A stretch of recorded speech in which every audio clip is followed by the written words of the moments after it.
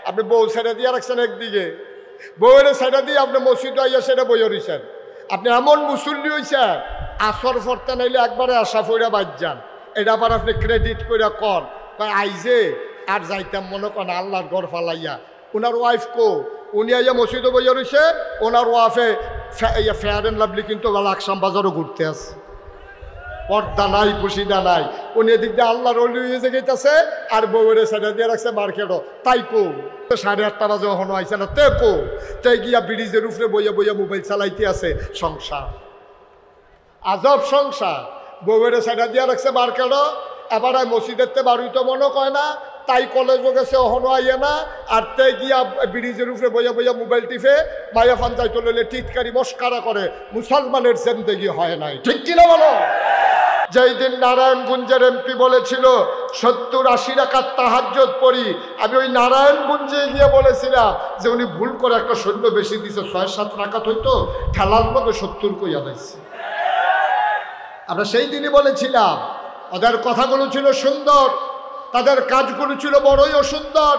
এজন্য social media, print media, electronics মিডিয়ার সামনে বাংলাদেশের তৎকালীন প্রধানমন্ত্রী গর্ব করে বলেছিল যে আমার পিয়ন 400 কোটি টাকার মালিক। আমার লজ্জায় মাথা সেদিন হ্যাট হয়েছে, একজন প্রধানমন্ত্রী টোটাল সকল মিডিয়ার সামনে এভাবে বলতে পারে না, যদিও সে মালিক, এটাকে তার লুকোনোর কথা তিনি গর্ব করে প্রকাশ করেছেন। সেই দিন ভাগ্য ভালো, সেই দিন বলার মতো কেউ ছিল না। পিয়ন যদি হয় 400, আপনি না জানি কত, ঠিক কিনা কম? উনি নিজের মুখে বলছে পিয়ন 400 কোটি টাকার মালিক। কারণ আপনার হেডমাস্টার স্যারে যদি কয় আমার দপ্তরিয়ে 400 কোটি টাকার মালিক, তো আপনার তো স্বাভাবিকভাবে জিজ্ঞাসা আপনি বানাইছেন কিরম? আল্লাহ তাবারক ওয়া তাআলা এই দুনিয়ার ভিতরে আমাদেরকে পাঠানোর পরে তিনি কিন্তু এমনিই ছেড়ে দেন নাই। শিয়াল, কুকুর, জন্তু জানোয়ার, মশা, মাছি সবাই কিন্তু প্রাণী, মানুষও একটা প্রাণী। প্রাণ থাকলে প্রাণী হয়, আর মানুষ হওয়ার জন্য মন না থাকলে মানুষ হওয়া যায় না। বলেন সুবহানাল্লাহ। সুতরাং আমরা মশার মতো একটা প্রাণী না, কিন্তু আশ্চর্যের বিষয় হলো মশার যেমন একটা জীবন, আমাদেরও কিন্তু একটাই জীবন। মাছির যেমন একটা জীবন, আমাদেরও একটাই জীবন। মানুষ অমরত্ব লাভ করে কিসে? যখন তার মনুষ্যত্বের বিকাশ ঘটে, আর পশুত্ব যে গুণগুলো আছে এগুলো যখন লোপ পেয়ে যায়, মনুষ্যত্বের বিকাশ ঘটে, তখনই মানুষে পরিণত হয়। আমরা আজকে 29 তারিখ 2006 সালে এমন একটি দিন আমাদের কাছ থেকে অতিবাহিত হয়েছে। একদিন আগে 2006 সালের 28 অক্টোবর আমরা সোশ্যাল মিডিয়ায়, ইলেকট্রনিক্স মিডিয়ায়, আমরা প্রিন্ট মিডিয়ায় দেখেছি কেমন করে মানুষকে রাস্তার উপরে ফেলে নির্মমভাবে নির্যাতন করে, লাশ বানিয়ে লাশের উপরে নৃত্য করে, ঠিক কিনা বলে? দৃশ্য মুছে যায়নি, আজ পিচটালা পথ রক্তে রঞ্জিত। হয়তো এই দৃশ্যকে দামাচাপা দেওয়ার প্রচেষ্টা হয়েছে, কিন্তু মুমিন হৃদয়ে, প্রতিটি মুসলমানের হৃদয়ে আজও সে 28 অক্টোবর আসলে আমাদের হৃদয়ে আবার জেগে ওঠে। আল্লাহ যেন সেই দিনের আমরা প্রতিশোধ না, কিন্তু বিচার চাইতে কোনো আপত্তি নাই। আমরা প্রতিশোধ হতো তা যদি আমরা আবার ওদেরকে খুঁজে খুঁজে পিটাইয়া মারতাম। আমরা ওদেরকে খুঁজে খুঁজে পিটিয়ে মারতে চাই না, কিন্তু বাংলাদেশের আইনে এই নির্মম নির্যাতন আর হত্যাকাণ্ডের জন্য যে বিচার তারা পাও না, সেই বিচারের মুখোমুখি হয়ে উপযুক্ত শাস্তি যেন তারা পায়, এটা আমরা এনশিওর করতে রাজি আছি ইনশাআল্লাহ। যে কোনো মূল্যে এনশিওর করা লাগবে, না হলে মানবতা ধুকে ধুকে মরবে। মানুষ আর পশুত্বে কোনো এই পার্থক্য থাকবে না। সেটা আল্লাহ তাবারক ওয়া তাআলার কাছে আমরা কায়ামানু বাক্যে প্রার্থনা করি, এবং আমাদের যার যতটুকু ক্ষমতা আছে আমরা আশা করি সেই ক্ষমতার প্রয়োগের মাধ্যমে তার সুষ্ঠু বিচার হবে। মানুষ হত্যা করলে তার বিচার উপযুক্ত হওয়া দরকার, এটাই মূলত প্রমাণ হওয়া দরকার। এটাই হচ্ছে মূল কথা। আল্লাহ যেন হেফাজত করে। আমরা সবাই পড়ি আমিন, জোরে পড়ি আমিন। আমরা বাংলাদেশে এই দৃশ্য আর দেখতে চাই না, আর এজন্য যা প্রয়োজন 1500 বছর আগে নবী করিম সাল্লাল্লাহু আলাইহি সাল্লাম শিখিয়ে দিয়ে গেছেন। আমরা সেইখান থেকেই যৎ কিঞ্চিত আলোচনা, ওয়ামা তৌফিকি ইল্লা বিল্লাহ। আল্লাহ তাবারক ওয়া তাআলা নবী করিম সাল্লাল্লাহু আলাইহি সাল্লামকে যখন মক্কায় পাঠালেন, খুব খেয়াল করে মনোযোগের সাথে শুনতে হবে। মক্কায় পাঠানোর পরে তিনি এই মক্কায় তার গোটা 40 বছরের নবুয়ত ঘোষণা হওয়ার পূর্ববর্তী জিন্দেগি তিনি অতিবাহিত করেছেন। খুব খেয়াল করে মনোযোগের সাথে শুনবেন, আমি বুঝিয়ে বুঝিয়ে একেবারে আলাদা আলাদা করে বলবো যেন আপনার বুঝতে সহজ হয়।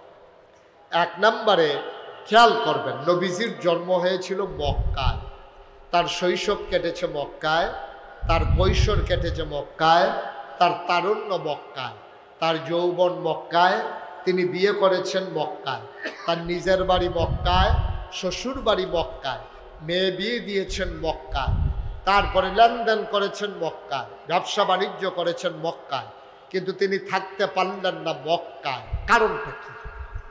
একটা মানুষের জন্ম থেকে 53 বছর বয়স পর্যন্ত মক্কায় একটা ভূমিতে কাটানোর পরে, জন্ম তার মক্কায়, তিনি অভিবাসী ছিলেন না, তিনি উদ্বাস্তু ছিলেন না, তিনি রোহিঙ্গা ছিলেন না, তিনি ব্রিটেনে, তারপরে কানাডায়, বাংলাদেশের জাহাজে করে বুটে করে যাওয়া কোনো মানুষ ছিলেন না। তার জন্ম, শৈশব, কৈশোর, তারুণ্য, যৌবন সব তার মক্কায় থাকার পরে 53টা বছর অতিবাহিত হওয়ার পরে তিনি থাকতে পারলেন না মক্কায়। কারণটা কি? যারা গবেষক, যারা দার্শনিক, যারা ঐতিহাসিক, যারা বিবেচক, যারা মুফাসসির, যারা মুহাদ্দিস, সবাই মিলে গবেষণা করে দেখলো তার জন্য মক্কায় না থাকার পিছনে একটা জিনিস, সেটা কারণ একটাই জিনিস কাজ করেছে, সেই কলেমার নাম হচ্ছে লা ইলাহা ইল্লাল্লাহ মুহাম্মাদুর। এই কলেমাটা যদি উনার জীবনে না আসতো তাইলে তিনি মক্কা ছেড়ে মদিনায় যাওয়া লাগতো না। তিনি যাইতে চাইলেও মক্কার মানুষগুলো তাকে যাইতে দিত না, কারণ তার আচার আচরণ, তার ব্যবহার, তার লেনদেন, তার চলাফেরা, তার ওঠা বসা, তার কাজকর্ম এমন ছিল যে কোনোদিন কোনো মানুষকে ধমক দিয়েছে, তিনি কোনো মানুষকে কটু কথা বলেছেন, কোনো মানুষের প্রতিশোধ নিয়েছেন, কোনো মানুষকে মারতে ধরেছেন, কারো টাকা মেরে দিয়েছেন, কারো লেনদেনে তিনি অস্বচ্ছ ছিলেন, তিনি গালিগালাজ করতেন, ব্যবহার ভালো ছিল না, তার কাছে আসলে মানুষ সাহায্য পেত না, কোনো সমস্যাই ছিল না। বরঞ্চ সবাই মিলে তৎকালীন জামানা, এই আজকে উত্তরদা হাই স্কুল ময়দানে যারা এসেছে তারা কিন্তু ওনাকে আল আমিন বলে নাই, আল আমিন বলেছে তৎকালীন জামানায় মক্কার মানুষেরা যারা আল্লাহ মানত না, যারা ছিল কাফের। ঠিক কিনা বলেন? যারা কাফের ছিল তারাই সেদিন নবীকে আল আমিন বলেছে, তারা সাদেক বলেছে, তিনি সত্যবাদী, তিনি বিশ্বস্ত। মজার ব্যাপার হচ্ছে তাদের নির্যাতনে তিনি যেই রাত্রে চলে গেলেন মক্কা ছেড়ে মদিনায়, ওই রাত্রেও তার কাছে অনেক জমানো টাকা ছিল, আমানত ছিল, মানুষের স্বর্ণ মুদ্রা, অলংকার, টাকা পয়সা, এইগুলো সেই রাতেও জমা ছিল। কিন্তু তারপরেও তিনি যখন চলে যান, তিনি হযরত আলী রাদিয়াল্লাহু তাআলা আনহুর কাছে সেই আমানতগুলো রেখে গিয়েছিলেন, যে মক্কার মানুষ গেল তাকে যেন এই কথা বলতে না পারে তিনি আমানতের খেয়ানত করেছেন, তিনি ওয়াদা খেলাফ করেছেন, তিনি আত্মীয়তার সম্পর্ক ছিন্ন করেছেন, তিনি অভাবী মানুষের সম্পদ লুণ্ঠন করেছেন, এই কথা যেন কেউ বলতে না পারে। এই জন্য তিনি চলে যাচ্ছেন নির্যাতনের মুখে। খেয়াল করবেন, তিনি চলে যাচ্ছেন নির্যাতনের মুখে। যেই মানুষগুলো তাকে নির্যাতন করছে তাদের সম্পদগুলো যেন তাদের হাতে পৌঁছে যায়, এটার জন্য তিনি এনশিওর করেছেন।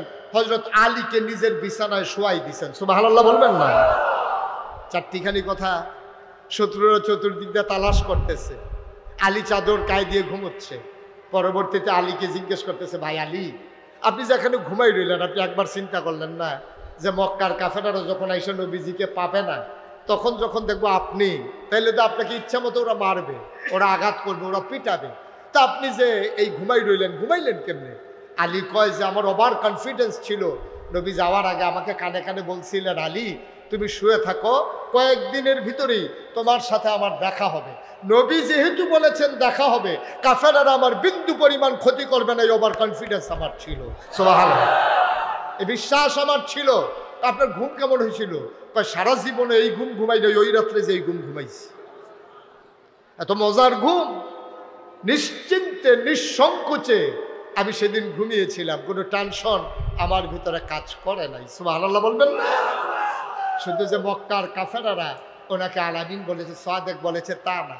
নবী যখন নবুয়ত প্রাপ্ত হয়ে ঘরে আসলেন, আম্মাজান খাদিজা যখন দেখলেন গাল হয়ে গেছে লাল, চোখগুলো তার বড় বড়, তিনি প্রচুর পেরেশান, কপালের ভিতরে মুক্তার দানার মতো ঘাম জমে আছে।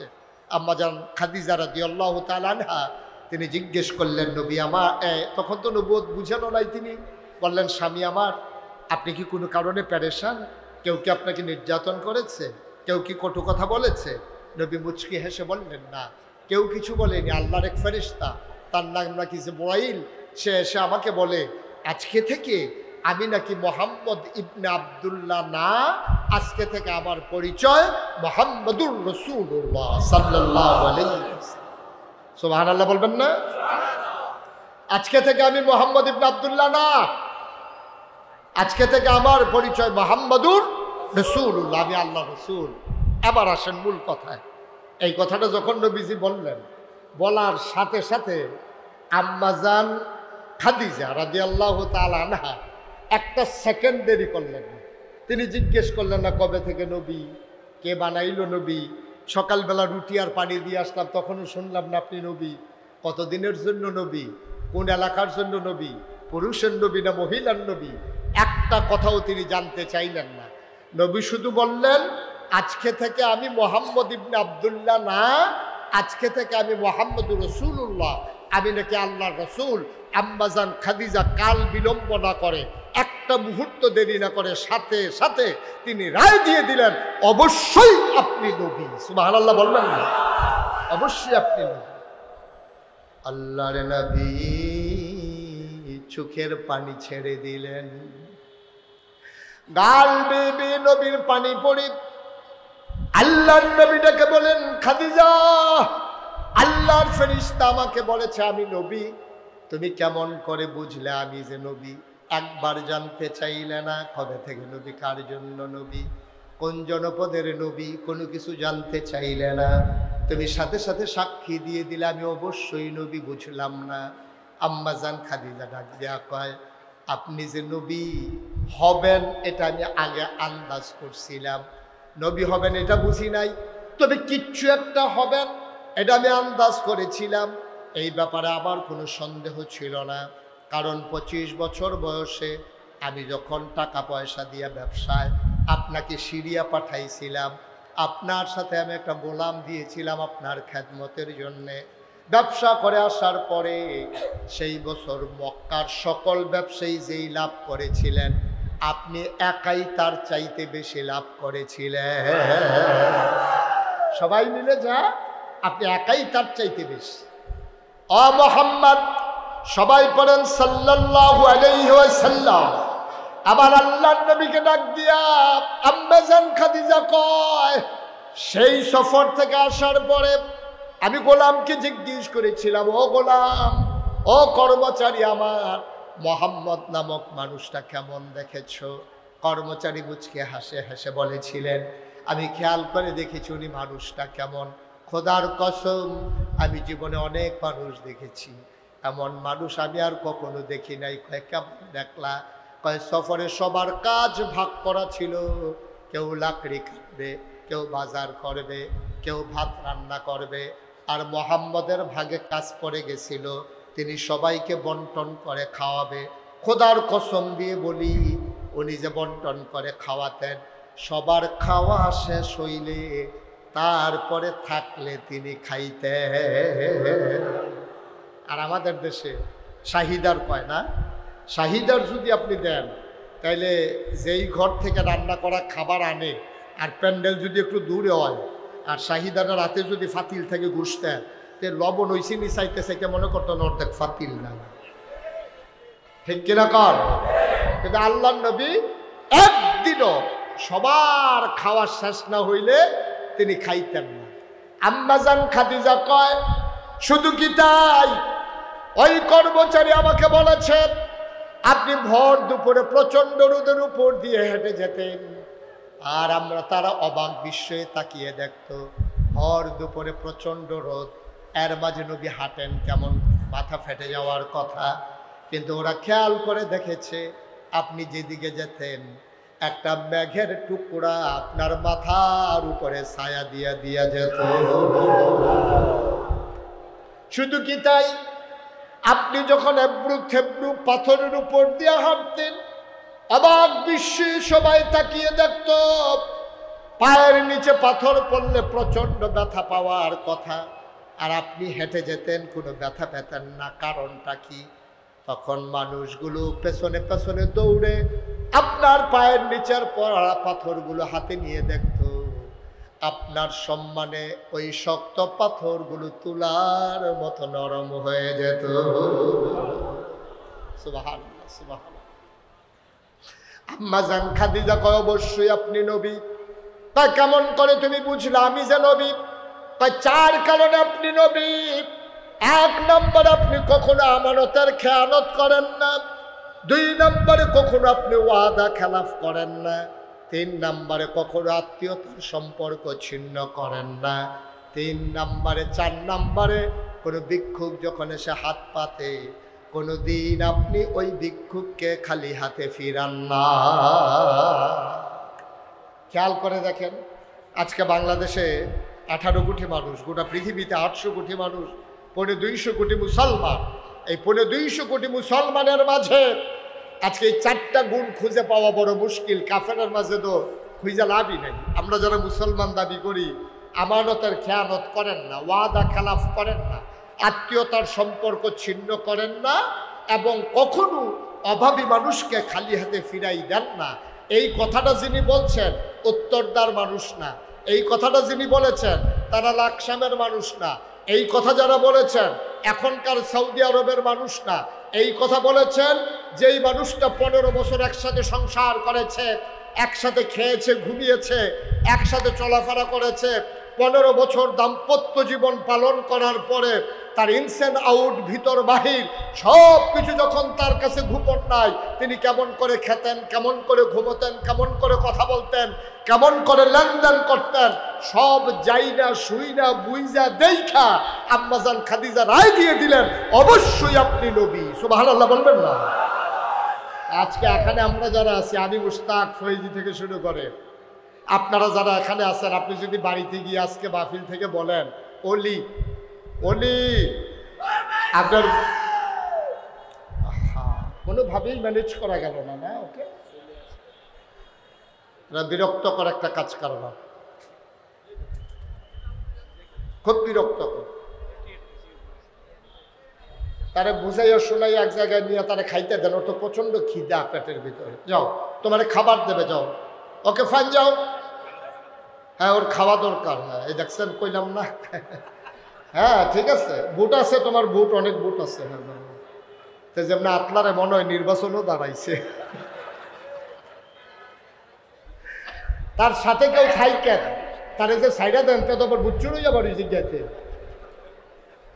তো যেই কথাটা বলতেছিলাম, নবীজির যে নবী প্রথম স্বীকার করছে, এই স্বীকার করছে কিন্তু নবীর চাচা না, নবীর দেশের লোক না, নবীর এলাকার লোক না, নবীর বংশের লোক না, নবীর ওয়াইফ, যিনি 15 বছর 25 বছরে বিয়ে করেছেন, 40 বছরে নবুয়ত প্রাপ্ত হয়েছেন।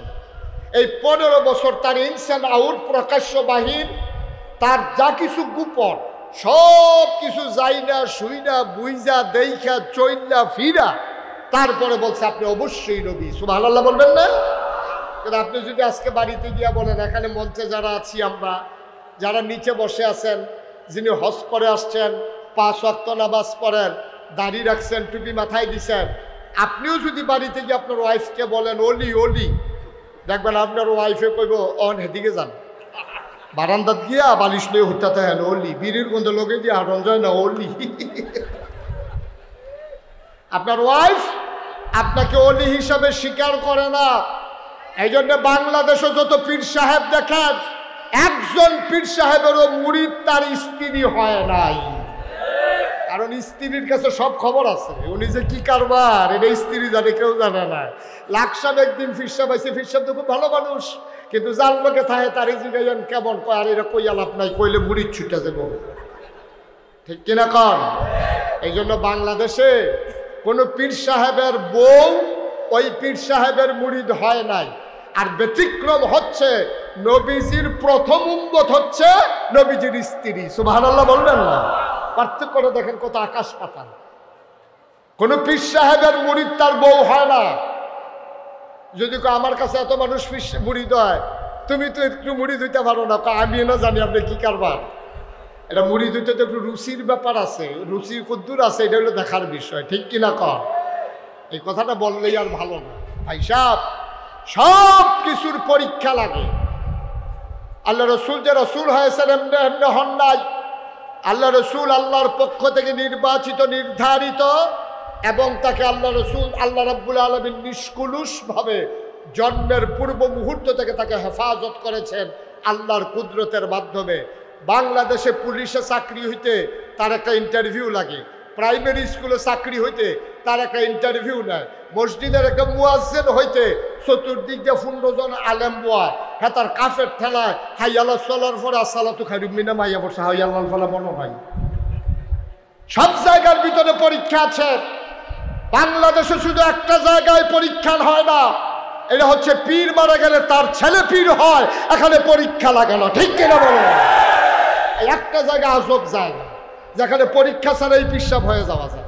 এটার জন্য কোনো লেখাপড়াও লাগে না, এটার জন্য কোনো পরীক্ষাও লাগে না, এটার জন্য কোনো ইন্টারভিউ লাগে না, এটার জন্য শুধু একটা ভাব ধরা গেলেই হইল। চৈত মাসের ভিতরে যদি খেতাগাঁও দিতেন পারেন সবচেয়ে বড় পিসাব। চৈত মাসও খেতাগাঁও দেওয়ান গেলে আর সুজাবাটা গুছাওয়ান গেলে এর সে বড় পিসাব বাংলাদেশ। আর যদি একবারে কাপড় খুললে লাউন যায় তাহলে তো তার মতো বুজুর্গ তো এই দুনিয়াতে আর নাই। তাই যে তার ভিতরে অনেক কিছু আছে, আমি কই ভিতরে যেটা ছিল এটা এতে বার করে লাইছে, ভিতরে আর নাই, ঠিক কিনা কও? এটার নাম বাংলাদেশ, এটার নাম বাংলাদেশ। এই বাংলাদেশে একটা জায়গা যেখানে পরীক্ষা ছাড়া মানুষ পাশ করে ফেলে, যেখানে বংশানুক্রমে গতানুগতিকভাবে এই ধারা অব্যাহত আছে। আল্লাহ মাফ করুক। আমি বলি হ্যাঁ, পীরের সন্তান যদি যোগ্য হয় পীর হোক, আমার কোনো আপত্তি নাই। কিন্তু পীরের সন্তান অযোগ্য হওয়ার পরে যখন পীর হয়ে যায়, তখন যে ইসলাম কই যায়, ওই ফির সাহেবের মুরিদারা ফির সাহেবরে ফলো করে, তখন আর ইসলাম ফলো করার দরকার নাই, ঠিক কিনা কর? মনে রাখবেন, ইসলাম কখনো কারো মন মতো হবে না। আপনার ভালো লাগুক আর না লাগুক, ইসলাম আপনার মন মতো হবে না। আপনি যদি ইসলাম মানতে চান, ইসলামকে আপনার মতো করে মানার সুযোগ নাই। আপনার মন মতো ইসলাম হবে না, ইসলামের মতো আপনাকে হতে হবে, ঠিক কিনা বলেন? আপনি পীর সাহেব হন, লাট সাহেব হন, আপনি ইমাম সাহেব হন, আপনি গাউসন কুতুব হন, আপনি আকাশ দিয়ে উড়ে যান, পানির উপর দিয়ে হেঁটে যান, আমার কোনো আপত্তি নাই। তবে কোরআন এবং সুন্নাহর বাইরে গিয়া কোনো পিরালি নাই, কোনো বুজুর্গি নাই, কোনো কারামতি নাই, কোনো হগিরালি নাই, ঠিক কিনা বলো? যদি মানতে হয়, কোরআন সুন্নাহর ভিতর থেকেই আপনাকে বের হয়ে আসা লাগবে। ওখান থেকে আপনাকে আল্লাহর ওলি হয়ে দুনিয়ার ভিতরে আপনি সুন্দর জিন্দেগি করে যাবেন। আপনার লেনদেনের ঠিক নাই, আপনার আচার আচরণের ঠিক নাই, আপনি সুন্দর করে একটা ভাব ধরছেন, 15 দিনের লেগে এক জায়গায় গিয়া নমুনা ধরা সহজ, কিন্তু প্রকৃত ইসলাম এটা নয়। প্রকৃত ইসলাম হচ্ছে তার ব্যক্তি জীবন, তার পারিবারিক জীবন, তার সমাজ জীবন, তার রাষ্ট্রীয় জীবন, তার অর্থনৈতিক জীবন, তার রাজনৈতিক জীবন, তার ইন্টারন্যাশনাল রিলেশন। এমন কোনো ক্ষেত্র নাই যেখানে ইসলামের বিধান নাই। প্রতিটি ক্ষেত্রে সুরত এবং সিরত, এই দুইটার সমন্বয় ঘটিয়ে আপনি যখন একজন প্র্যাকটিসিং মুসলিম হবেন, তখন হলেন আপনি প্রকৃত ইমানদার, ঠিক কিনা বলেন? শুধু নমুনা ধরেও মুসলমান হওয়া যাবে না। নমুনা ধরো তো একবারে সহজ। আপনি খাটো পাঞ্জাবি পরছেন, আমার তো একটু লম্বা, তো আপনি 1 গজ কাপড় বাড়াই দিলে তো লম্বা হয়। কয় যে দাড়ি, দাড়ি তো আরো সহজ, না কামাইলেও তো দাড়ি থাকে। আপনি কামাইলান বলে থাকে না, এটা কোনো এমন না যে ইসলাম মুসলমান তার দাড়ি উঠে আর যে কাফের তার দাড়ি উঠে না, বিষয়টা এমন না তো। সে কামাই ফেলে আপনি রেখে দিচ্ছেন, তো আপনি আজকে রাইখা দেন। তাইলে শুধু দাড়ি দিয়া মুসলমান চিনা যাবে না, শুধু টুপি দিয়া মুসলমান চিনা যাবে না, শুধু পাঞ্জাবি দিয়া মুসলমান চিনা যাবে না। মুসলমান চিনতে হবে তার নামাজ, তার রোজা, তার হজ, তার জাকাত, তার লেনদেন, তার কুরবানি, তার চাওয়া পাওয়া, তার আশাক পোশাক আশাক, তার চলাফেরা, তার এই চাকরি জীবন, তার ব্যক্তি জীবন, তার সমাজ জীবন, তার স্ত্রী কেমন, তার ছেলে মেয়ে কেমন, সব মিলাইয়া তারপর আপনি পারফেক্ট মুসলিম, ঠিক কিনা বলেন? আপনি বউ ছেড়ে দিয়ে রাখছেন একদিকে, বউয়ের ছেড়ে দিয়ে আপনি মসজিদে আইয়া সেটা বইয়া রইছেন, আপনি এমন মুসল্লি হয়েছেন আসর ফরতে নাইলে একবারে আশা ফইরা বাদ যান, এটা আবার আপনি ক্রেডিট করে কন আইজে আর যাইতাম মনে করেন আল্লাহর ঘর ফালাইয়া। ওনার ওয়াইফ উনি আইয়া মসজিদে বইয়া রয়েছে, ওনার ওয়াইফে ফেয়ার অ্যান্ড লাভলি কিন্তু লাকসাম বাজারও ঘুরতে আসে, পর্দা নাই পুশিদা নাই। উনি এদিক দিয়ে আল্লাহর অলি হয়ে গেছে আর বউরে সাইডে দিয়ে রাখছে মার্কেটও। তাই 8:30 বাজে এখনো আইসে না তাই গিয়া ব্রিজের উপরে বইয়া বইয়া মোবাইল চালাইতে আছে। সংসার আজব সংসার, বউরে সাইডে দিয়ে রাখছে মার্কেটও। এবার মসজিদের তে বাড়িতে মনে কয় না, তাই কলেজও গেছে অহনো আইয়ে না। আর তাই গিয়া ব্রিজের উপরে বইয়া বইয়া মোবাইল টিপে মায়া ফান্তাইতে লইলে টিটকারি মস্কারা করে। মুসলমানের জিন্দেগি হয় নাই, ঠিক কিনা বলো? আর চাইতে অনেক ভালো ছিল আপনি আসরের নামাজের সময় ছেলের আঙ্গুলে ধরে নিয়ে যাবেন, আপনার ওয়াইফকে বলবেন মেয়েটারে নিয়ে নামাজ পড়ো, মাগরিবের নামাজ পড়ে আপনি চলে আসবেন ঘরে, যৌথ বৈঠক করবেন, ছেলেরে জিজ্ঞেস করবেন আত্মাইয়াতু বলো, মেয়েরে বলবেন যে তুমি সূরা ফাতিহাটা বলো, মেয়েরে নিয়া মারে নিয়া তারপরে বাচ্চা কাচ্চা নিয়ে আপনি মিটিং করেন। আসার নামাজ পড়লে আবার আজান পড়লে মসজিদে যান, আপনি মসজিদ থেকে বের হতে মন চায় না। ছেলে মেয়েগুলার ছেড়ে দিয়ে রাখছেন, দেখি মানুষ হয়েছে না ও মানুষ হয়েছে আপনার খবর নাই। এই জিন্দেগি দিয়ে আল্লাহর ওলি হওয়া যাবে না, ঠিক কিনা বলেন? গোটা জিন্দেগিটাকে সুন্দর করে মুসলমানের মতো সাজিয়ে নেওয়া, এটাই হচ্ছে ইমানদারের জিন্দেগি। এই জন্য আল্লাহ তাবারক ওয়া তাআলা নবীজির ব্যাপারে কোরআনুল কারীমে নবীকে ডেকে বলেন, কোরআনে ঢোকার আগে আমরা মারদুদ শয়তান থেকে ফানা চাই, যিনি রহমান যিনি রহিম তার নামে চলো শুরু করি, সবাই পড়ি। আউযু বিল্লাহি মিনাশ শাইতানির রাজীম। বিসমিল্লাহির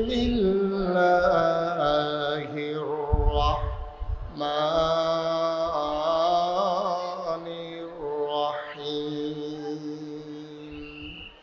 ফাবিমা রাহমাতিন মিনাল্লাহি লিনতা লাহুম ওয়ালাউ কুনতা ফাযযান গালিযাল কলব لانفضوا من حولك فاعف عنهم واستغفر لهم وشاورهم في الأمر فإذا عزمت فتوكل على الله إن الله يحب المتوكلين।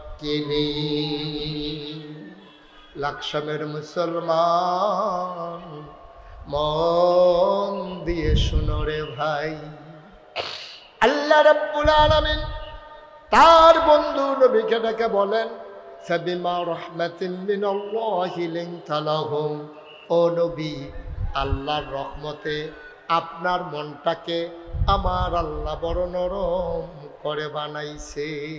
সুবহানাল্লাহ বলবেন। আপনার মনটা বড় নরম, শুধু আপনার পরিবারের জন্য না, আপনার স্ত্রীদের জন্য না, আপনার সন্তানদের জন্য না, আপনার এই মন নরম করে আল্লাহ বানিয়েছেন গোটা মাখলুকাতের জন্য।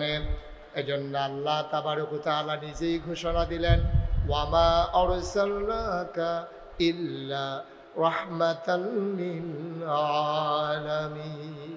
গোটা জগৎবাসীর জন্য আল্লাহ হইলেন রব, আর যত জায়গায় আল্লাহ রব ঠিক তত জায়গায় আমার নবী রহমত। বলেন সুবহানাল্লাহ। আল্লাহ যত জায়গায় রব ঠিক তত জায়গায় আমার নবী রহমত। কেন আপনার মনটাকে আল্লাহ নরম করে বানাইলেন? মনটা নরম না হইলে কি হইতো? আল্লাহ নিজেই বলে দিয়েছেন, ওয়ালাউ কুনতা ফাযযান গালিযাল কলব, আপনার মনটাকে আল্লাহ যদি শক্ত বানাইতো, লানফাদ্দু মিন হাওলিক, আপনি দেখেছেন আপনার কথা শোনার জন্য মানুষ চলে আছে কাছে। আপনি দেখেছেন আপনার নজর এক নজর দেখার জন্য চলে আসে। আপনার মধুর বাণী, আপনার সুন্দর চেহারা, আপনার মধুর হাসি দেখার জন্যে মানুষগুলো যেমন দৌড়ে দৌড়ে আপনার কাছে চলে আসে। ফাইজা আজম, যদি আপনার মনটা ওয়ালাউ কুনতা ফাযযান গালিযাল কলব, আপনার মনটাকে যদি আল্লাহ শক্ত করে বানাইতেন, লানফাদ্দু মিন হাওলিক, আপনি দেখতেন আপনার চতুর্পার্শ্বে পাগলের মতো মৌমাছির মতো যারা ছুটে আসে তারাই দেখতেন আপনার দুর্ব্যবহারের কারণে আপনার থেকে দূরে সরে গেছে। এই জন্য আপনার মনটাকে আল্লাহ নরম বানিয়েছেন। ও লাকসামের মুসলমান, উত্তরদার মুসলমান, জায়গা ও জায়গার মুসলমান ভাইয়েরা মন দিয়ে শোনো। এই জন্য প্র্যাকটিসিং মুসলিম যদি হতে চাও, পারফেক্ট মোমেন্ট যদি হতে চাও, আল্লাহর নবীর রঙে যদি রঙিন হতে চাও, তাইলে মনে রাখবা, এক নম্বরে আমরা যারা দিনের পথে মানুষকে ডাকি, আমরা যারা মানুষকে দিন বোঝাতে চাই, শিখাতে চাই, এক নম্বরে আমাদের কাজ হলো আমাদের মনটা হতে হবে নরম, আচরণ হতে হবে অতীব সুন্দর, ঠিক কিনা? আচরণ দেখে দেখে, ব্যবহার দেখে দেখে, কথা শুনে শুনে মানুষ যেন ছুটে ছুটে চলে আসে। আমাদের দুই রকম হবে না। বাংলাদেশে এর আগে যারা রাজনীতি করেছে তাদের মঞ্চের কথা একরকম, বাড়ির কাজ আরেক রকম। এই জন্য তারা বলেছে সুন্দর সুন্দর কথা, কিন্তু এখন যখন ক্ষমতা চলে গেছে এখন পাওয়া যাইতেছে এক একজনের কয় হাজার কোটি করে টাকা, ঠিক কিনা বলেন? কিন্তু এই মানুষগুলাই মঞ্চ এত সুন্দর করে কথা বলেছে, তাহাজ্জুদ পড়েছে, বলেছে। আমরা যে আজকে কথা বলি তা না, আমরা কিন্তু সেই সময়ও কথা বলেছিলাম। যেই দিন নারায়ণগঞ্জের এমপি বলেছিল 70-80 রাকাত তাহাজ্জুদ পড়ি, আমি ওই নারায়ণগঞ্জে গিয়ে বলেছিলাম যে উনি ভুল করে একটা সৈন্য বেশি দিছে, 6-7 রাকাত হইতো, ঠেলার মতো 70 কইয়া দিচ্ছে। আমরা সেই দিনই বলেছিলাম ওদের কথাগুলো ছিল সুন্দর, তাদের কাজগুলো ছিল বড়ই অসুন্দর। এই জন্য social media, print media, electronics মিডিয়ার সামনে বাংলাদেশের তৎকালীন প্রধানমন্ত্রী গর্ব করে বলেছিল যে আমার পিয়ন 400 কোটি টাকার মালিক। আমার লজ্জায় মাথা সেদিন হ্যাট হয়েছে। একজন প্রধানমন্ত্রী টোটাল সকল মিডিয়ার সামনে এভাবে বলতে পারে না, যদিও সে মালিক, এটাকে তার লুকোনোর কথা তিনি গর্ব করে প্রকাশ করেছেন। সেই দিন ভাগ্য ভালো, সেই দিন বলার মতো কেউ ছিল না। পিয়ন যদি হয় 400, আপনি না জানি কত, ঠিক কিনা কম? উনি নিজের মুখে বলছে পিয়ন 400 কোটি টাকার মালিক। আর আমরা হেডমাস্টার স্যারে যদি কয় আমার দপ্তরিয়ে 400 কোটি টাকার মালিক, তো আমরা তো স্বাভাবিকভাবে জিজ্ঞাসা আপনি বানাইছেন কিরম? স্বাভাবিক, এটা তো অস্বাভাবিক কিছু না। দপ্তরে যদি হয় 400 কোটি টাকার মালিক, তাহলে হেডমাস্টার স্যারে কয় কোটি টাকার মালিক? যেই দেশের পিয়ন 400 কোটি টাকার মালিক, এই দেশের প্রধানমন্ত্রী কত হাজার কোটি টাকার মালিক বাংলাদেশের জনগণ জানতে চায়, ঠিক কিনা বলে? তার পরিবার কত কোটি টাকার মালিক, তার মন্ত্রী পরিষদ কত কোটি টাকার মালিক, বাংলাদেশের জনগণ তার অক্ষর অক্ষরে হিসাব নেবে ইনশাআল্লাহ।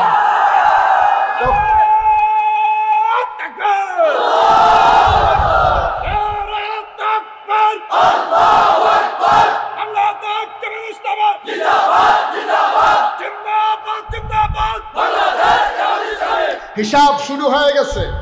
আজকের পত্রিকা যারা পড়েছেন দেখেছেন যে ওই পাচার করা টাকা কেমন করে ফেরত আনা যায়, প্রক্রিয়া শুরু হয়ে গেছে।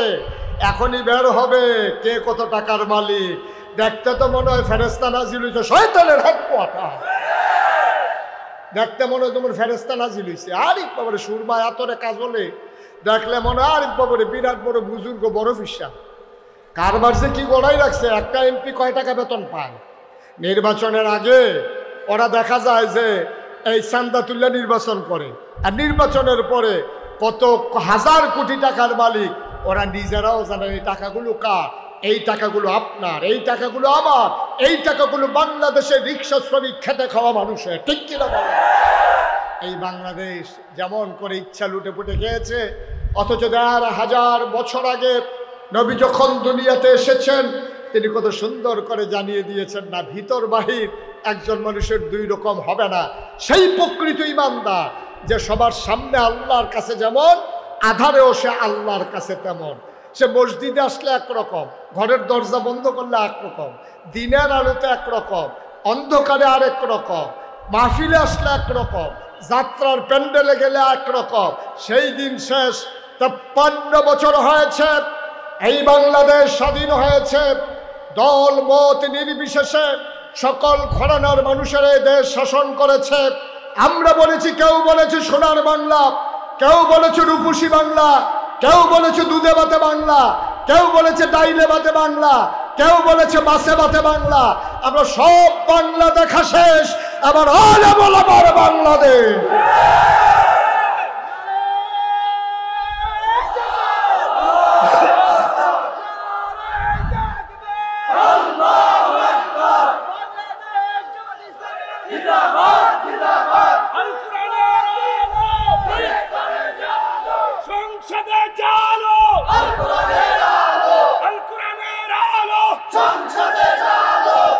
সুতরাং এই কোরআনের প্রসঙ্গই যখন এসেছে, এই আব্বার মারা যাওয়ার পরে 40 জন আলেমাইরা কোরআন খতম দেবেন, এই জন্য কোরআন নাজিল হয় নাই। কোরআনের আয়াত বিক্রি করে করে তাবিজ বানাইয়া বিক্রি করবেন, এই জন্য কোরআনের আয়াত নাজিল হয় নাই। এই কোরআনের 500 আয়াত আহকামুল কোরআন, সবগুলো মানব জীবনে কায়েম করে তার বাস্তব নমুনা পেশ করার জন্যই কোরআন নাজিল হয়েছে। ঠিক কিনা বলো? এই কোরআনকে আর প্যাকেট বন্দি করে রাখার মতো কোনো সুযোগ নেই। সেদিন চলে গেছে, সেদিন একেবারেই গেছে। কথা একটা মনে পড়ছে, এটা বলে ফেলবো নাকি? কইয়াই নাই আর আইনা নাই না, সবাই কনা আমিন। আমি এক মাহফিলে যাওয়ার পর আমি বললাম যে ভাই সাহেব একটা কোরআন শরীফ নিয়ে আসেন দেখি। সেই লোক আধা ঘন্টা পরে কোরআন শরীফ নিয়ে আসছে, চোখ বড় বড়, কপালে ঘাম জমে আসছে, চেহারা লাল। আমি বললাম ভাই এটা কোরআন শরীফ আনতে এতক্ষণ লাগে? আপনি তো এমন এক কিতাবের নাম কইছেন, এটা সবসময় আমরা লাড়াছাড়া করি নাকি? আমি বলছি এটা কি করে? কয় হুজুর আমার কোনো দোষ নাই, আপনি যখন কোরআন শরীফের কথা কইছেন দৌড়ে আমি ঘরে গেছি। ঘরে গিয়া কোরআন শরীফ কই রাখছিলাম মনে নাই। আমি বলি কোন কি কোরআন শরীফ কই রাখছিলেন মনে নাই? এটাও হুজুর আমার দোষ না, আব্বা যখন মারা গেছে তখন তো কোরআন শরীফ নামাইছিলাম খতমের লাগিয়া, এর ভিতরে আম্মা আর মরেও না, কোরআন শরীফও লাগে না। হ্যাঁ তার কোনো দোষ নাই, আম্মা মারা যায় না। তো আম্মা যদি এর ভিতরে মরতো তো খতমের লেগে তো আবার নামাইতোই। আম্মায় মাঝে একটু গ্যাপ পড়ে গেছে, তো এখন কোরআন শরীফ কই রাখছে এটার মনে নেই। এটার নাম হলো মুসলমান। নাউজুবিল্লাহ বলবেন না? জোরে বলবেন না নাউজুবিল্লাহ? সুতরাং আমরা এই মুহূর্তে সবচেয়ে যেটা ক্রাইসিস পিরিয়ড বাংলাদেশ আবার কাম করছে, মনে রাখতে হবে আপনি যেহেতু ভদ্রতার ছদ্মাবরণে শুধু না, আপনি যেহেতু ভদ্রতার প্রতীক, আপনি যেহেতু দ্বীনের প্রতীক, নবী আর রাসূল আসবেন না। এখন যারা ইসলামকে বাংলাদেশের বুকে একেবারে রাষ্ট্রীয় পর্যায় থেকে শুরু করে তৃণমূল পর্যায় পর্যন্ত ইসলামকে যারা আমরা সবাই মিলে সুন্দর জায়গায় দেখতে চাই, আমরাই কিন্তু কোরআনের ধারক বাহক হয়ে গেছি। সুতরাং আমাদের লেনদেন, আমাদের আচার আচরণ, আমাদের ব্যবহার, আমাদের কথাবার্তা একটাও যেন কোরআনের মুখালেফ না হয়, সবগুলো যেন কোরআনের মুয়াফেক হয়, এই জিনিসটা আমাদেরকে এনশিওর করতে হবে। আমি এই জন্য এই আয়াতটা এনেছি। নবী যেমন তার নম্রতা দিয়ে গোটা বিশ্ব জয় করে নিয়েছিলেন, আজকে উত্তরদা এই সম্মেলনের এই মাহফিলের যারা এখানে উপস্থিত আছেন সবাই মিলে আমাদেরকে মনে রাখতে হবে, এখন পুলিশ আমার কথা শুনে এটা যেন মাথায় না আসে, এসপি আমার কথা শুনে এটা যেন মাথায় না আসে। এখন আমাদের মাথায় রাখতে হবে আমাদের আচরণ, আমাদের ব্যবহার, আমাদের লেনদেন, আমাদের চলাফেরা এমন কোমল, এমন ভদ্র, এমন শালীন হবে, মানুষ যেন দেখে দেখে ইসলামকে চিনতে পারে আর ইসলামের ছায়াতলে আসতে বাধ্য হয়। ঠিক কিনা বলেন? এই আচরণগুলো আমাদের লাগবে। আমরা যদি এখন আমার ব্যবসায় লিপ্ত হয়ে যাই, আমরা যদি মনে করি এখন ক্ষমতা এসেছে, এখন আবার সুন্দর করে ব্যবসা করা দরকার, এই তো ধনী হওয়ার সময় যায়, এই চিন্তা যদি করেন, আপনি মনে রাখবেন যে আমাদের আবার ডেস্ট্রয়, আমাদের আবার ধ্বংস আমাদেরকে একেবারে ছেঁকে ধরবে। কোনোভাবেই এই ধ্বংসের হাত থেকে এই জাতিকে আর বাঁচানো যাবে না, ফেরানো যাবে না। সুতরাং আমরা সবাই মিলে সুন্দর লেনদেন, সুন্দর আচরণ, সুন্দর ব্যবহার, মানুষদের প্রতি অসৎ আচরণ আমরা করব না, যারা 1000 বছর আগে নবী যেমন করেছিলেন। নবীজি যখন 10,000 সাহাবা নিয়া মসজিদে আয়েশার নিকট দিয়া তিনি ঢুকতেছেন মক্কা বিজয়ের জন্য, খুব খেয়াল করে শুনেন। কয় হাজার সাহাবা? আমি মোবাইলগুলো বন্ধ করতে বলছিলাম, এই যে সে মোবাইলের দিকে তাকাই রয়েছে, এই জন্য 10,000 কইতেই পারে নাই সে। কয় হাজার? সবাই বলতে হবে কয় হাজার? 10,000 সাহাবা নিয়া তিনি মসজিদে আয়েশা ওইখান দিয়ে ঢুকতেছেন, সবার সামনে নবীজি, তার আগে একজন ঘোষক আছেন। তিনি ঘোষণা দিচ্ছেন, আজ আল্লাহ রসুল মক্কায় ঢুকতেছেন, এখন মক্কা বিজয় হবে, তোমরা যে যত বড় অপরাধ করো তোমাদেরকে ক্ষমা করে দেওয়া হবে, তবে তোমরা যারা অস্ত্র ধরবা তাদের কিন্তু রেহাই নেই, তারা প্রস্তুতি গ্রহণ করো, সাবধান, কোনোভাবেই যদি তোমরা সীমা লঙ্ঘন করো তোমাদেরকে কিন্তু ছেড়ে দেওয়া হবে না। এই ঘোষণা দিচ্ছে, আর 10,000 সাহাবা আগাইতেছে। আগাইতে আগাইতে জান্নাতুল মুআল্লা, মাকবারাতুল মুআল্লা যেটা বলে, যেখানে আম্মাজান খাদিজা ঘুমিয়ে আছেন, সুবহানাল্লাহ বলবেন না, ওই জায়গায় আসার পরে আস্তে করে নবী থামিয়ে দিলেন তার মাথাটা নিচু হতে হতে থুতনি মুবারক বুকের সাথে লেগে গেছে, চোখের পানি পড়তে পড়তে দাড়ি মুবারক ভিজে ভিজে পাঞ্জাবি পর্যন্ত ভিজে গেছে, নিজের নিচু হয়ে আছেন, ওটের পিঠে গোছা হয়ে বসে আছেন, উনি কাঁদতেছেন, ওটটা থামিয়ে ফেলেছেন। সাহাবারা এসে বললেন, গুস্তাকি মাফ কর দিজিয়ে, ইয়া রাসূলুল্লাহ, মক্কা কাবাঘর তো সামনে, আপনি এখানে থেমে গেছেন কেন? আল্লাহ নবীর গাল বেয়ে বেয়ে টপ টপ করে পানি পড়তেছে। মুরব্বী সাহাবারা জিজ্ঞেস করলেন, নবী আমার, আপনি কেন থেমে গেছেন? আল্লাহ নবী আবার মাথা উঁচালেন, সবাই দেখলেন চোখ দিয়ে ঝরঝর করে পানি পড়তেছে, সবাই জানতে চাইলেন কেন থেমে গেছেন, সামনে যাবেন না আপনি? আল্লাহর নবী চোখের পানি ছেড়ে ছেড়ে জবাব দিয়ে দিলেন, বাঁশিটা বাজাবেন না, বাঁশিটা বাজাবেন না।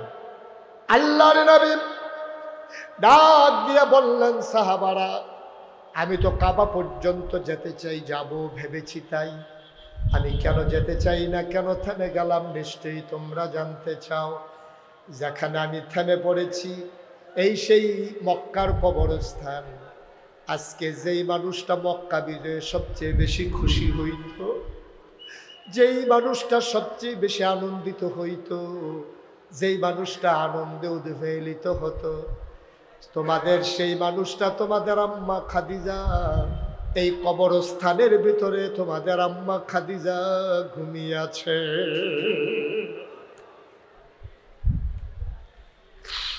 বড় স্বপ্ন দেখেছিলেন তিনি, মক্কার বিজয় হবে, কলেমা খচিত পতাকা পথ পথ করে উড়বে। বড় স্বপ্ন দেখেছিলেন তিনি আমাকে মৃত্যু শয্যায় আমার হাত ধরে বলেছিলেন, ও নবী আমার, আমি যদি মরে যাই, আমার যদি ইন্তেকাল হয়ে যায়, মক্কা যখন বিজয় হবে তার আগেই যদি আমি মরে যাই, আমার বড় ভয়, আমি মক্কা বিজয়ের জন্য কোনো অবদান রাখতে পারলাম না। কবরে যখন আমার ঘুম পাড়াই দেবে, প্রশ্নগুলো না জানি আমার জন্য কঠিন হয়ে যায়। আপনার সাথে এই সামান্য কিছুদিন জিন্দেগি করলাম, কোনোদিন কষ্ট দেই নাই, আমার সম্পদ আমি আর আমার মনে করি নাই। সবগুলো সম্পদ ইসলামের জন্য আপনার হাতে উঠিয়ে দিয়েছি, আপনি 2 হাত ভরে বিলি করে দিয়েছেন মানুষের সামনে। কোনোদিন আমার সম্পদ আমি দাবি করি নাই। ও নবী আমার, যদি মরেই যাই, কবরে যদি ঘুম পাড়াই দেওয়া হয়, আপনার কাছে আমার একটা আবদার, কবরের প্রশ্নের জবাবগুলো আপনি দাঁড়িয়ে থেকে আমার পক্ষ থেকে ফেরেশতার সামনে দিয়ে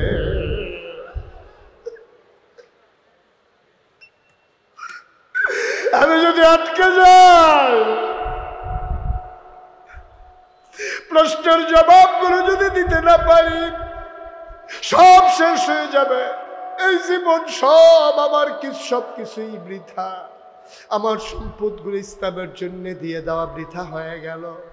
দয়া করে আপনি কবরের পার্শ্বে দাঁড়াইয়া জবাবগুলো দিয়ে দিয়েন। কাফন পরানো হলো, দাফন করা হলো, একজন একজন করে মানুষ বাড়ির দিকে রওনা করলেন।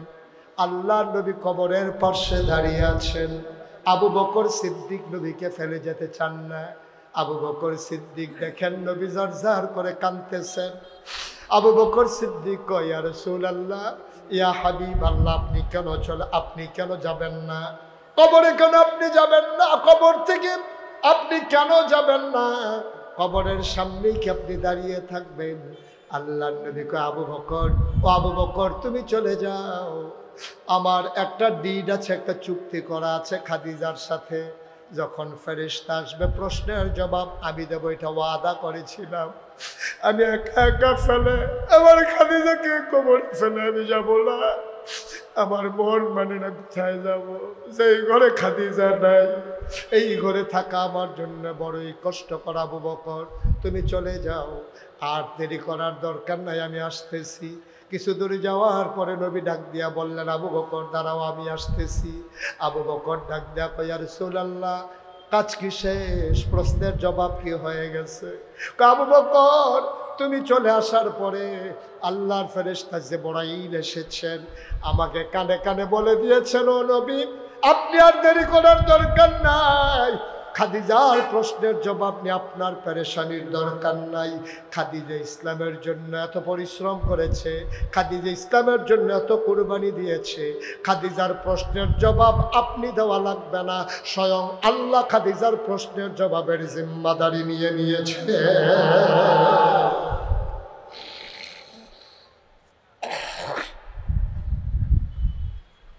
ও আবু বকর, ওমর, উসমান, আলী, তালহা, জুবাইর, মুরব্বী সাহাবা যারা সবাই থমকে দাঁড়ালেন, চমকে উঠলেন। নবী কেন আগায় না? নবীর গাল বেয়ে বেয়ে পানি পড়ে। নবী দাঁড়িয়ে আছেন জান্নাতুল মাআল্লার কাছে। আবার আল্লাহর নবী ডাক দেয়া কয়, এই সেই খাদিজা, এই কবরস্থানেই খাদিজা ঘুমিয়ে আছেন। আজকে মক্কা বিজয় হইতেছে, এই মানুষটার কথা আমার বড় মনে পড়তেছে, এই মানুষটার জন্য আমার বড় পেরেশান, এই মানুষটার কথা মনে করে আমি কাঁদতেছি। আল্লাহ নবীকে টেনে টেনে কাবার কিনারে নিয়ে যাওয়া হলো। আল্লাহ নবী নামলেন, তাকে ধরে নামানো হলো। ও মুসলমান, আল্লাহর নবী যেই চাবিওয়ালা নবী যাওয়ার সময়, যেই 13 বছর আগে 10 বছর আগে মক্কা ছেড়ে যখন নবীজি মদিনায় যান, যাওয়ার সময় কাবার চাবিটা চেয়েছিলেন 2 রাকাত নামাজ পড়ার জন্যে। ওই চাবিওয়ালা গলায় ধরে ধাক্কা মেরেছিলেন, নবীকে ধুলামাখা করে ছেড়ে দিয়েছিলেন। তারও চুলগুলো হয়ে গিয়েছিল খুস্কো খুস্কো, দাড়িগুলো হয়েছিল এলোমেলো। নবী যাওয়ার সময় চোখের পানি ছেড়ে কেঁদেছিলেন, বলেছিলেন আজকে চাবি চাওয়ার পরে তুমি চাবি দাও নাই। সেই দিন বেশি দূরে নয়, আমি সামান্য কয়েকদিনের ব্যবধানে আবার আসতেছি। আজকে চাবির জন্য ধাক্কা দিয়েছ, সেই দিন চাবি দেওয়ার জন্য আমি নবীর পেছনে পাগলের মতো দৌড়াবা। আল্লাহর নবী উটের পিঠ থেকে নামলেন। ওই চাবিওয়ালা রাতের বেলা যে চাবিওয়ালা নবীর গলায় ধরে ধাক্কা মারছিলেন, ওই চাবিওয়ালা নবীর সামনে এসে হাত জোড় করে দাঁড়ালেন, আঙ্গুলের ফাঁকে চাবির তোড়া। আল্লাহ নবী বললেন, তুমি কি চিনলাম না? কয় ইয়া রাসূলুল্লাহ আমি সেই চাবিওয়ালা। কয় কোন চাবিওয়ালা? কয় যেই চাবিওয়ালা ধাক্কা মারছিল ওই চাবিওয়ালা আমি না। নবীজি চমকে উঠলেন, থমকে দাঁড়ালেন, আশ্চর্যান্বিত হয়ে গেলেন। কয় বলে কি আমার সাথে মিথ্যা কথা বলো? আমি তো ভুল করি না, তুমি তো সেই চাবিওয়ালা। চেহারায় কি রকম? না ইয়া রাসূলুল্লাহ, সেই চাবিওয়ালা এই চাবিওয়ালা এক চাবিওয়ালা না, যে আপনারা ধাক্কা মেরে ফেলে দিছিল ওই চাবিওয়ালা আজকের চাবিওয়ালা, এক চাবিওয়ালা না। নবী কয় ভুল বলতেছ, আমি তো ভুল করি নাই, তুমি তো সেই চাবিওয়ালা। চাবিওয়ালা চোখের পানি ছেড়ে দিয়ে কান্দে আর কয়, নবী গো, ও নবী, যেই চাবিওয়ালা আপনার গলায় ধরে ধাক্কা মারছিল সেই চাবিওয়ালা ছিল কাফের। সে আপনাকে চিনতে পারে নাই, সে আপনারে ধাক্কা মারার পরে সে বারবার তার প্রায়শ্চিত্ত করতে চেয়েছে, জীবন দিতে চেয়েছে, হাত কেটে ফেলতে চেয়েছে। ওই চাবিওয়ালা এই চাবিওয়ালা এক চাবিওয়ালা না। কয় তাইলে তুমি কি সেই চাবিওয়ালা না? আবার মুচকি হেসে কয়, ওই চাবিওয়ালা যে ধাক্কা বেড়েছে সে ছিল কাফের, আর আজকে যে চাবিটি আপনার সামনে দাঁড়িয়ে গেছে অনেক আগেই মানুষটা মুসলমান হয়ে গেছে। এই চাবিওয়ালা অনেক আগেই মুসলমান হয়ে গেছে। এটাই ইসলাম, এটাই হচ্ছে পারফেক্ট ইসলাম, এটাই হচ্ছে একেবারে প্রকৃত ইসলামের নমুনা। যেই চাবিওয়ালা নবীর গলায় ধরে ধাক্কা মেরে ফেলে দিল, এই চাবিওয়ালা আজকে চাবি দেওয়ার জন্য নবীর সামনে দাঁড়িয়ে আছে। এটাই হচ্ছে বাস্তবতা। এই বাংলাদেশে কতগুলো মানুষ যারা চেয়েছিল আল্লাহর জমিন, আল্লাহর দিন কায়েম হয়ে যাক, আলামাকাচিত পতাকা পথ পথ করে উড়ুক, আর ওয়াজের মঞ্চ কাঁপিয়ে দিয়ে সেই কোরআনের পাখি আল্লামা দেলোয়ার হোসেন সাইদি বারবার চোখের পানি ছেড়ে দিয়ে তিনি চেয়েছিলেন মানুষগুলো যেন নিশ্চিন্তে ঘুরতে পারে, দ্বীনের কথাগুলো বলতে পারে যেন বলিষ্ঠ কণ্ঠে। তিনি চেয়েছিলেন মাওলা জীবিত অবস্থায় তাই দেখতে চাই। আজকে এই অবস্থায় সেই মানুষগুলোর কথা মনে পড়ে যারা দ্বীনের বিজয়ের জন্য বাংলাদেশের মানুষগুলো সুন্দরভাবে যেন মাথা উঁচু করে দাঁড়াতে পারে এই স্বপ্ন দেখে দেখে তারা জীবন দিয়েছেন। তারা আজকে দুনিয়ায় নাই, কিন্তু বাংলাদেশের মাদিনো মানুষ আজকে স্বাধীনতার স্বাদ পেয়েছে, ঠিক কিনা বলো? আজকে ওই মানুষগুলোর কথা খুব বেশি মনে পড়ে। ওই মানুষগুলো আজকে তাদের রক্তের বিনিময়ে, তাদের জীবনের বিনিময়ে আমাদের জন্য যেন 56,000 বর্গ মাইলের আর ওই রূপসা থেকে রূপসা আপনার কি বলে টেকনাফ থেকে তেতুলিয়া, রূপসা থেকে পাথুরিয়া যেই বাংলাদেশ তিনি উপহার দিতে চেয়েছিলেন, আজকে বাংলাদেশের মানুষ স্বাধীনভাবে কথা বলতে পারে, দ্বীনের কথাগুলো বলতে পারে। আজকে ইসলামী সাহিত্য পড়ার কারণে কেউ আর জঙ্গি উপাধি পায় না, ঠিক কিনা বলো? আজকে ইউনিভার্সিটির হলগুলোতে আমার ছেলেরা টাকনুর উপরে প্যান্ট পরার কারণে তাকে শিবির ট্যাগ লাগিয়ে দিয়ে আর নামাজ পড়ার কারণে তাদেরকে তালিকাভুক্ত করে শিবির ট্যাগ লাগিয়ে দিয়ে তাদেরকে নির্মমভাবে নির্যাতন করা হয়েছে। আজকে ট্যাগ লাগানোর মতো মানুষ নাই। প্রতিটি হল ঢাকা ইউনিভার্সিটির আর ঢাকার ক্যাম্পাস হয়ে গেছে যেন মুসলমানের জন্য একটা নিজের স্বাধীন একেবারে একটা প্রিয় মাতৃভূমি, ঠিক কিনা বলেন? আমরা এমনই চেয়েছিলাম, এমনই আমাদের দরকার ছিল।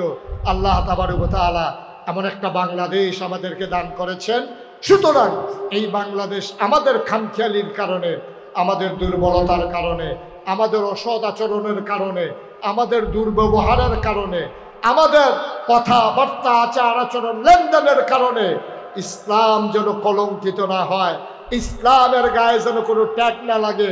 মনে রাখতে হবে, আমি ব্যক্তি মুশতাক ফয়েজি, আমার যদি ধ্বংস হয়ে যায় হয়ে যাক, আমার কারণে যদি আমার ধ্বংস হয়ে হোক, কিন্তু ইসলামী আন্দোলনের গায়ে কোনো ব্যক্তির কারণে কোনো ট্যাগ লাগানোর সুযোগ দেওয়া হবে না ইনশাআল্লাহ। আমরা সবাই মিলে সুন্দরভাবে স্বাধীনভাবে নিশ্চিন্তে নিঃসংকোচে আমরা দিনকে যেন এগিয়ে নিয়ে যেতে পারি। আল্লাহ তাবারক ওয়া তাআলা আমাদের এই দিনকে যেন আমাদের মাঝে বিজয়ের ভেসে, আজকে একটা পরিবেশ হয়েছে, ইসলাম কিন্তু বিজয়ের ভেসে আসে নাই। যেদিন বিজয়ের ভেসে আসবে সেদিন টেকনাফ থেকে তেতুলিয়া সুন্দরী সুরুষী কুমারী ললনারা গায়ের ভিতরে নাকের ফুল, কানের দুল, গলায় মালা, হাতের মালা দিয়ে হেঁটে যাবে। সেদিন চোখ বড় বড় করে তাকানোর মতো কারো সুযোগ হবে না। সেই বাংলাদেশের অপেক্ষায় আমরা আছি, ঠিক কিনা বলো? আমরা সেই বাংলাদেশ দেখতে চাই যেই বাংলাদেশের মানুষগুলো সেটা ক্ষুধায় কষ্ট পাবে না, নির্যাতন নিপীড়নের শিকার হবে না, ভিন্ন মতাবলম্বীর কারণে নির্যাতনের শিকার হবে না, পাপের প্রায়শ্চিত্ত ভোগ করবে, কিন্তু তাদের জন্যে অন্যায়ভাবে কারো উপরে জুলুম চাপিয়ে দেওয়া হবে না ইনশাআল্লাহ। আল্লাহ তাবারক ওয়া তাআলা আমাদের সবাইকে কবুল করে নিন।